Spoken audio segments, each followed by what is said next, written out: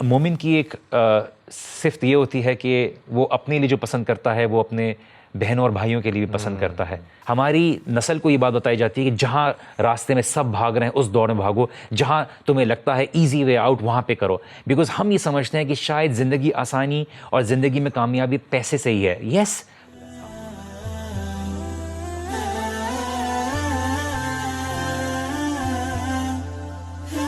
تو آج تو اپرچونیٹیز ہمارے پاس زیادہ ہیں, تو آج کا نوجوان تو اور زیادہ گرومڈ ہونا چاہیے تھا, کنفیوژن کا شکار اسے بالکل نہیں ہونا چاہیے تھا. لیکن ابھی دیکھ رہے ہیں وقت کے ساتھ ساتھ یہ مسئلہ بڑھتا چلا جا رہا ہے. کیوں؟ دیکھیے احسن بھائی, ہم شاید استھیٹکلی ظاہریت کے طور پہ تو بہت گروم ہوتے چلے جا رہے ہیں, لیکن ہماری شخصیات شاید گروم نہیں ہو رہی.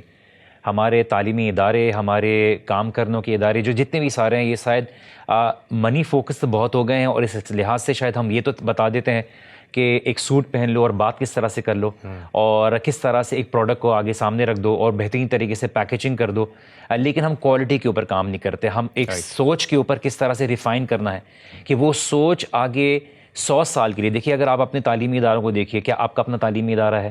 کیا آپ کا اپنا کوئی 100 سال کا ویژن ہے؟ اس کی بیسس کے اوپر آپ کا اپنا کوئی ایجوکیشن سسٹم ڈیولپڈ ہوا ہے؟ آپ بچوں کو تعلیمی اداروں سے لے کر آپ کے ٹیلی ویژن پروگرام سے لے کے بس یہی سوچ ہے کہ آپ کی زندگی میں کامیابی صرف اور صرف پیسہ حاصل کرنی ہے. اس کے لیے تعلیم ایک اچھی شخصیت بنانے کے لیے نہیں, ایک پرسنالٹی گروم کرنے کے لیے, ایک سوچ کو وسیع کرنے کے لیے نہیں ہے. وہ اس راستے کو لینے کے لیے تیار نہیں ہے. میں یوزلی اپنے ٹاکس مثال دیتا ہوں کہ دیکھیے 2 فرینچائزز کے ہیں, ایک میکڈونلڈس ہے اور ایک برگر کنگ ہے.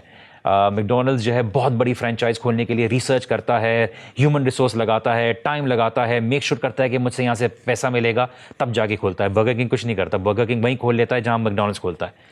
2 طرح کے راستے ہیں, ایک ہے مشکل والا, بہت کم لوگ لیتے ہیں. دوسرا راستہ بہت آسانی سے ہے لیکن بہت زیادہ لوگ لیتے ہیں, لیکن اس میں چیلنجز کم ہے, اور چیلنجز زیادہ ہیں دوسرے والے میں, کمپٹیشن زیادہ ہے, لیکن پہلے والے میں نہیں ہے.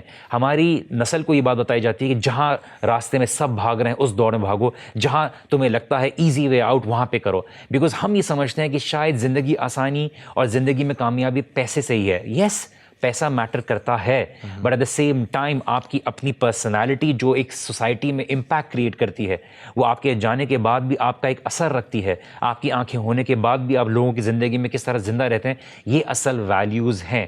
ہم جب دین کی بات کرتے ہیں احسن بھائی, تو ہم دین کی بات میں ویلیو کچھ اور بتا رہے ہوتے ہیں اور ہم زندگی میں کچھ اور بات کر رہے ہوتے ہیں. ماں باپ بھی کہہ رہے ہوتے ہیں کہ بیٹا ایسے بننا ہے, لیکن جب ہم ان کو بات کرتے ہیں اپنی کامیابی کے لیے تو ہم بولتے ہیں اس طریقے کو اپنانا ہے جو بے شک شارٹ کٹ ہو.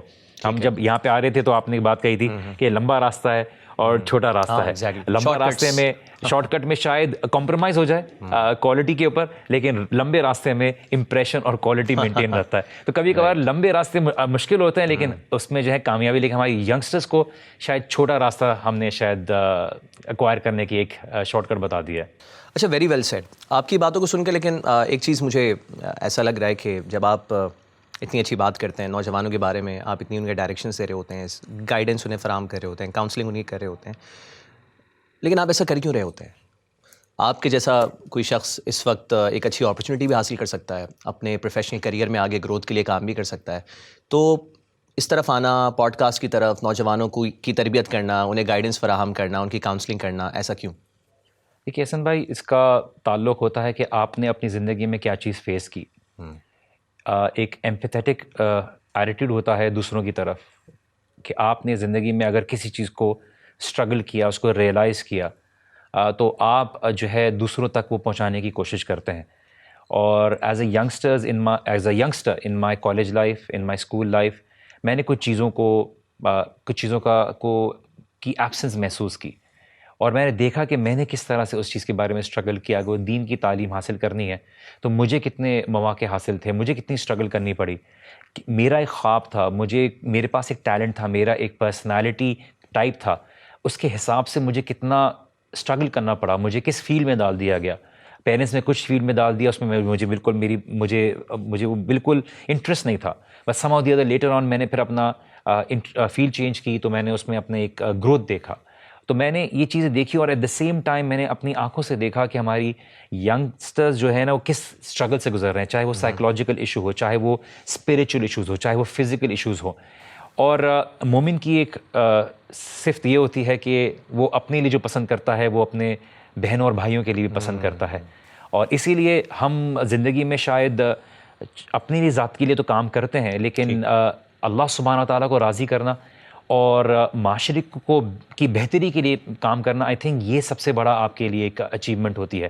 بیکاز آپ اگر اپنی گروتھ پہ کام کریں لیکن اس گروتھ سے معاشرے میں کوئی فرق نہ پڑے، سوسائٹی میں کوئی امپیکٹ کریٹ نہ ہو، تو وہ آپ کے مرنے کے بعد بیکار ہو جاتا ہے. لیکن آپ مرنے کے بعد بھی لوگوں کی آنکھوں میں زندہ رہو، آپ لوگوں کی زبانوں پہ زندہ رہو، آپ اللہ سبحانہ و تعالیٰ کی نظروں میں جو ہے ایک آپ کی زندگی ایک امپیکٹ کریٹ کرے، تو یہ بہت امپورٹنٹ ایک ویژن ہونا چاہیے زندگی.